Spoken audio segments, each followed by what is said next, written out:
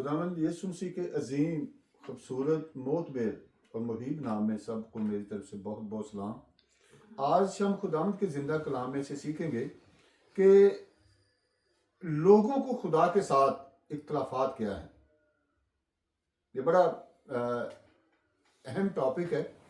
तो इसके लिए मैं एक चीज़ आपसे कहूँगा कि जब आप उर्दू की बाइबल पढ़ते हैं, आयात पढ़ते हैं, तो मेहरबानी फरमाकर उनको अगर आप इब्रानी और यूनानी ज़बान में नहीं पढ़ सकते, कुछ लोग पढ़ भी सकते हैं, लेकिन ज़्यादा उनको पढ़ने से कासिद है, तो मैं उन सब से कहूँगा कि इंग्लिश की बाइबल की रहनुमाई, उस ट्रांसलेशन की रहनुमाई ज़रूर लिया करें।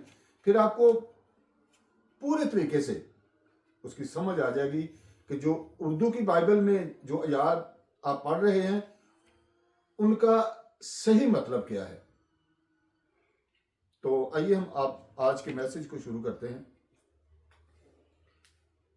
बाइबल मुकद्दस के मुताबिक बनी नौ इंसान और खुदा के दरमियान फर्क यह है कि खुदा लामहदूद है। खुदा का एक अपना कानून है, वो अब्दी खालिक और अखलाकी मुतलिक है, जबकि इंसान महदूद और उसकी एक बाउंड्री है, वो एक बाउंड्री के अंदर रह रहा है, लेकिन खुदा की कोई भी बाउंड्री नहीं है। तख्लीक शुदा और अखलाकी तौर पर इंसान महदूद मखलूक है। दुनिया में हर कबीला, रंगो नस्ल, मज़हब के अपने अपने कानून हैं जो वक़्त के साथ साथ बदलते भी रहते हैं, लेकिन खुदा का कलाम ना कभी बदला है और ना कभी बदलेगा। जब इंसान ये सोचता है कि खुदा का कानून हमारी मर्जी का होना चाहिए था, तो उस वक़्त इख्तलाफात शुरू हो जाते हैं। इंसान की सोच जो है उसमें उस वक़्त गड़बड़ आ जाती है। तो इसको आज हम खुदावंद के जिंदा कलाम में से सीखेंगे। खुदा नाकाबिल तगय्युर है, यानी बदलने वाला नहीं है। वो अपने किरदार, वादों या फितरत में तब्दील नहीं होता। इंसान एक पल में तब्दील हो जाता है, इसलिए वो अपनी मर्जी के बनाए हुए मबूदों को पूजना शुरू कर देते हैं। अपनी अपनी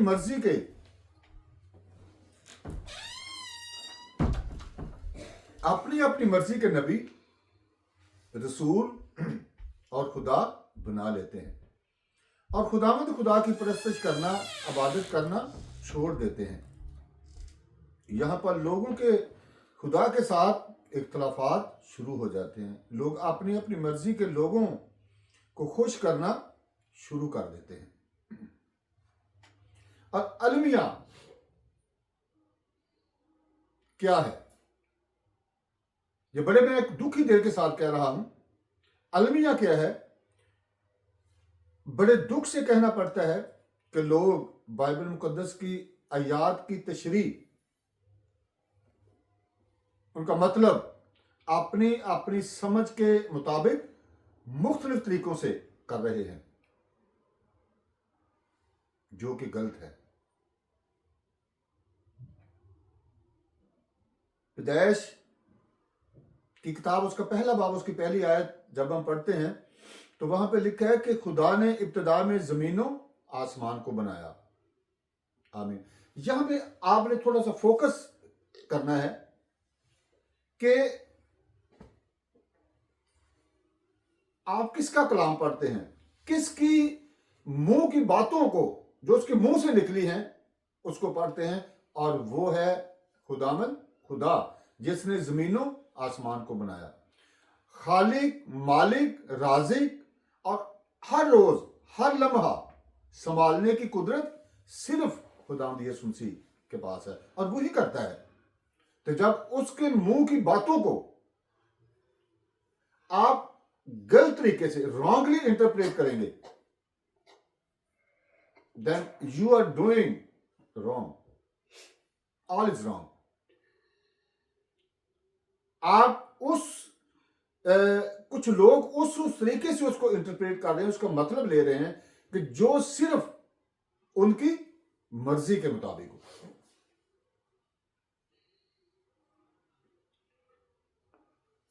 और यहां पे लोग गौर नहीं करते कि वो अपने बनाने वाले की, तख्लीक करने वाले की मुखालफत कर रहे हैं। ज़बूर 100 उसकी तीसरी आयत हम पढ़ेंगे, Psalm 100 वर्स 3। जान रखो कि खुदावन ही खुदा है, उसी ने हमको बनाया और हम उसी के हैं, हम उसके लोग और उसकी चरागाह की बेड़े हैं, शीप ऑफ हिज पास्चर्स। तो मेरे अजीज, अगर हम खुदा के लोग हैं, उसकी चरागाह की बेड़े हैं, तो फिर हमें खुदा के मुंह से निकली हुई बातों को प्योरली आगे ट्रांसफर करना है। It's responsibility for those who deliver the message of God. They should deliver purely to all the human beings. उसमें कोई भी आप अपनी तरफ से लफ्ज ना शामिल किया करें, ये मैं आपसे दरख्वास्त करता हूं। अगर किसी लफ्ज की आपको समझ नहीं आती बाइबल मुकद्दस को पढ़ते वक्त, जो उर्दू में पढ़ते हैं, तो जहां पे समझ नहीं आती किसी से पूछ भी लिया करें कि मैंने ये आयत पढ़ी है, मैंने ये हवाला पढ़ा है, इसका मतलब मैं ये ले रहा हूं, जब मैं ये ले रही हूं तो इसका क्या मतलब है। जो इंग्लिश की बाइबल पढ़ना जानते हैं वो उसको अच्छे तरीके से समझ सकेंगे।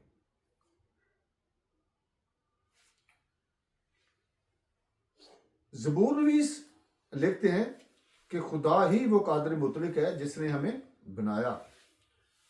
ये खुदा पर इंसानियत के मुकम्मल इन्हिसार और उसकी मोहब्बत भरी देखभाल से ताल्लुक रखने के आराम की याद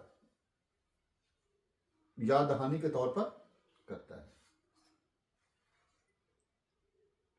मेरे अजीज, आप सब ने यह कलाम मुकद्दस में पढ़ा है कि जमीन और आसमान तो टल जाएंगे, लेकिन मेरे मुंह की बातें हरगिज ना टलेंगी। तो मे भी जो मुकद्दस आयत आप पढ़ रहे हैं उसका मतलब कुछ और हो, और आप उसका मतलब कुछ और लेकर लोगों को बताने की कोशिश में लगे हुए हैं, तो इट मीन्स कि ये खुदा का कलाम पूरा नहीं हो रहा, आप खुदा के कलाम की मुखालफत कर रहे हैं। तो फिर अगर दुनिया में आपको कोई नहीं पूछेगा तो खुदा जरूर पूछेगा जिसके मुंह की बातों को बिगाड़ कर बयान किया जाता है। पौलुस रसूल का करंथस की कलीसिया के नाम लिखा पहला खत, उसका 13 बाब उसकी 12 आयत हम पढ़ेंगे। कलाम मुकद्दस में लिखा है, अब हमको आईना में धुंधला सा दिखाई देता है, मगर उस वक्त रूबरू देखेंगे। इस वक्त मेरा इल्म नाकस है। मैं ये मिसाल के तौर पर आपको बताने लगा हूं, इस वक्त मेरा इल्म नाकस है। इसको जब इंग्लिश ट्रांसलेशन में पढ़ेंगे, आप इंग्लिश वर्जन में पढ़ेंगे, तो इसका मतलब होगा no I know in a part.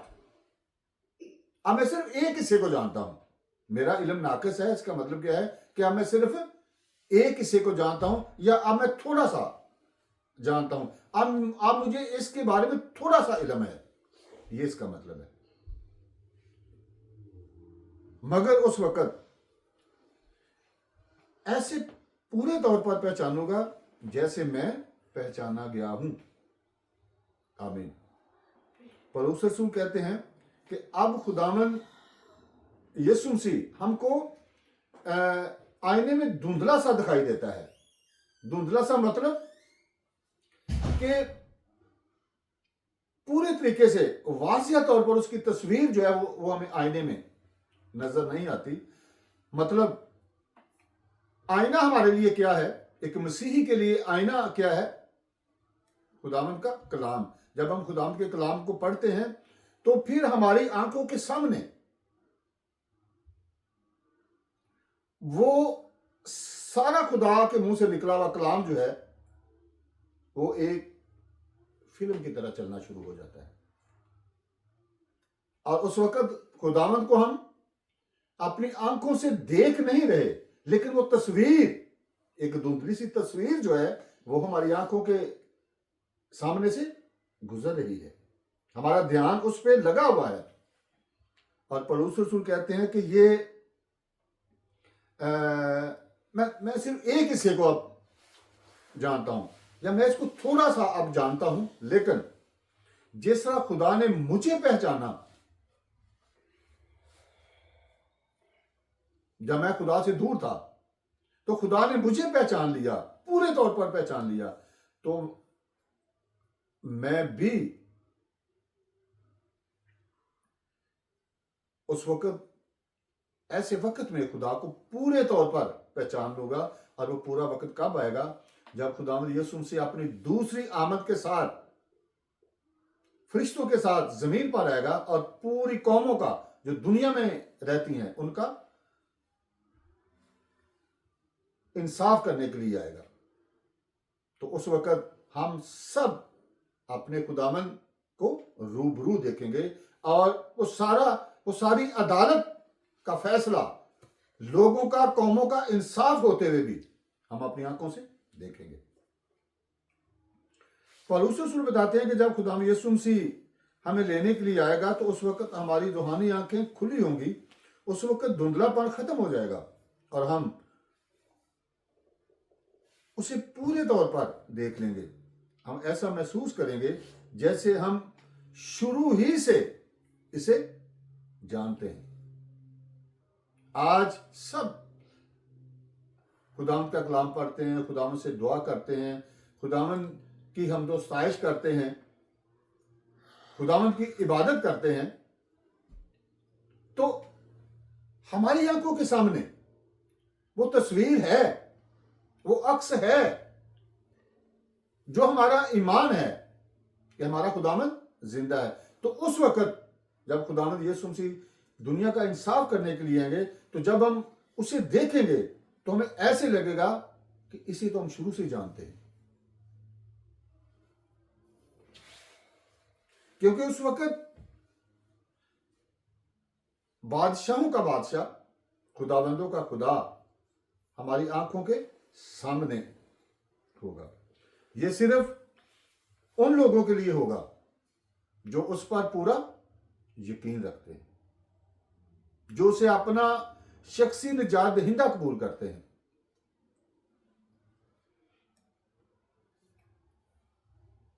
याकूब रसूल का खत, उसका 4 बाब, उसकी 4 आयत हम पढ़ेंगे। तो यहां पे लिखा है, आए जना करने वालियों, तुम्हें नहीं मालूम कि दुनिया से दोस्ती रखना खुदा से दुश्मनी करना है। बस जो कोई दुनिया का दोस्त बनना चाहता है, वो अपने आप को खुदा का दुश्मन बनाता है। आमीन। तो मेरे अजीज, इसमें हम सब हैं। ये सिर्फ लेडीज के लिए, खवातीन के लिए नहीं लिखा गया, ये उसमें मर्द भी बराबर के शरीक है। और आगे जाके मैं आपको बताऊंगा कलाम मुकद्दस में से पढ़ के कि इसका मतलब क्या है। तो यहां पे इसका सारा मतलब जो है ना वो वासिया हो जाएगा। यिर्मयाह नबी का सहीफा, उसका 3 बाब, उसकी 9 आयत। यिर्मयाह नबी का सहीफा उसका 3 बाब उसकी 9 आयत लिखा है, और ऐसा हुआ कि उसने अपनी बदकारी की बुराई से जमीन को नापाक किया और पत्थर और लकड़ी के साथ ज़िनाकारी की। आमीन।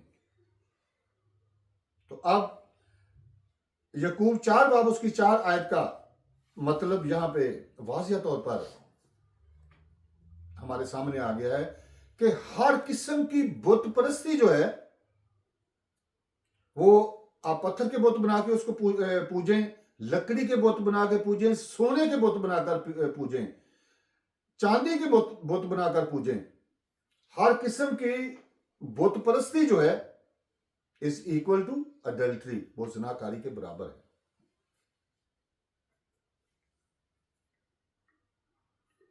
और मैं ये अपने मसीही बहन भाइयों से बात कर रहा हूं कि मेहरबानी फरमाकर कभी भी आप किसी के साथ बुत परस्ती करने में उसका साथ ना दें, ना खुद बुत परस्ती करें। और आजकल हमारे एक बड़ा रवाज सा बन गया है, ये भी खुदावंद की मुखालफत करने के बराबर है। जब हम सोशल मीडिया पे, यूट्यूब पे देखते हैं, गूगल पे पढ़ते हैं, जी फलां ने मसीहत को छोड़कर वो फलां मजहब में चला गया है, तो मेरे अजीज ये मैं आप पर वाज़िह कर देना चाहता हूं कि उस वक्त आप खुदा की मुखालफत करते हैं। जब आप खुदा को छोड़कर किसी भी और मजहब में जाकर बुत परस्ती करते हैं, किसी और मबूद के आगे माथा टेकते हैं, तो आप वो बुत परस्ती करके ज़िनाकारी कर रहे हैं, और ये बहुत बड़ा जुर्म है, और खुदा कभी भी आपको माफ नहीं करेगा। तो आखिर में मैं आपसे ये कहूंगा कि ज्यादा लोगों ने, उसमें कोई भी हो, उसमें मैं हूं या कोई दुनिया का और खुदा का खादम हो जो खुदा के कलाम को बयान करता है, अगर वो गलत तरीके से खुदा के कलाम को इंटरप्रेट करता है तो वो सिर्फ उसकी कमाई का जरिया है। और कुछ लोग खुदा के खिलाफ लोगों को भड़काकर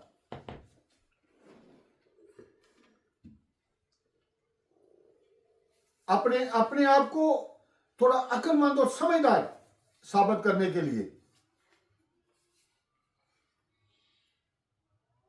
लोगों की तवज्जो को अपनी तरफ मरकूज करने के लिए और अपने रेटिंग को बढ़ाने के लिए